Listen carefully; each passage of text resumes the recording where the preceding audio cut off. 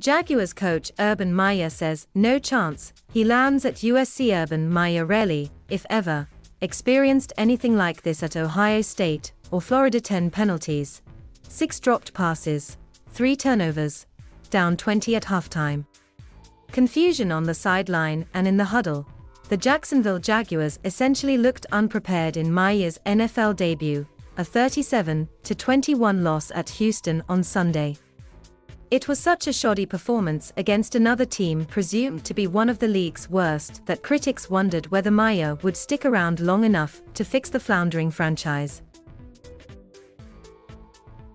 And when Southern California fired coach Clay Helton a day later, speculation swirled about Meyer's immediate future in Jacksonville. Meye responded Wednesday by saying there's no chance he takes the Trojans' job. Believe him or not, he insists he's in for the long haul. I'm here and committed to try to build an organization, Meye added. It's unlikely to be the last time Meyer's name gets linked to a collegiate job opening. After all, the 57-year-old coach has found success at every stop, building winners at Bowling Green, Utah, Florida and Ohio State. He won 2 national championships with the Gators and another with the Buckeyes. He stepped down after the 2018 season and spent 2 years working as a college football analyst at Fox Sports. Jaguars owner Shad Khan persuaded him to return to the sideline in an effort to deliver a consistent contender in Jacksonville. So far, little has gone right for Meye. He botched the hiring of 2 coordinators, filled his staff with long-time NFL types instead of guys who know his wants and ways, invited Tim Tebow to training camp as a tight end, and had number 1 pick Trevor Lawrence split valuable first-team repetitions in training camp with a quarterback no longer on the roster. He raised eyebrows last week when he mistakenly identified Joe Mixon as Houston's running back, and again this week when he couldn't come up with the name of his backup swing tackle, Will Richardson. At best, Meye looked like a stretched thin coach wading into uncharted waters. At worst, he was in too deep. I was warned many times it's a journey, it's not a sprint, he said.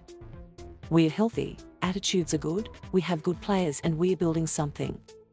Meyer's project looked like a money pit in the opener, between the defense getting gouged repeatedly and the offense struggling to line up properly. The main thing, we can't have the young guys feeling like they can get used to losing cause it's not the environment we're trying to create, cornerback and team captain Shaquille Griffin said.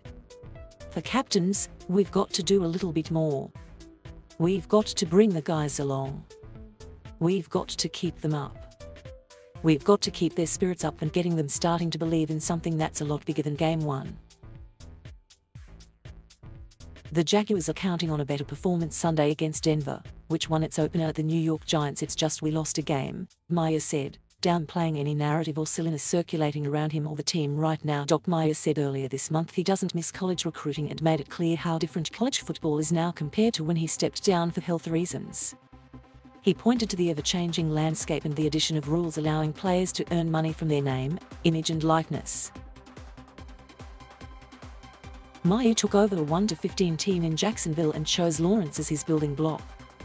His assumption was that the Jaguars, like all NFL teams, have talent and merely needed better coaching. But it's becoming clear, especially after Jacksonville stretched its franchise record losing streak to 16 games, that Meye lacks enough playmakers on both sides of the ball to make this a quick turnaround.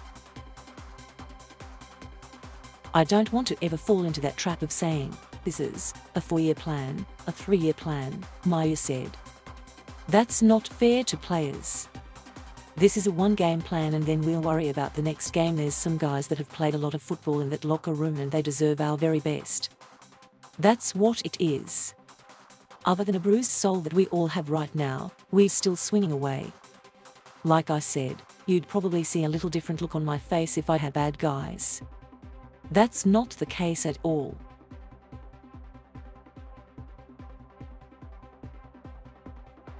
Thank you for watching. Please subscribe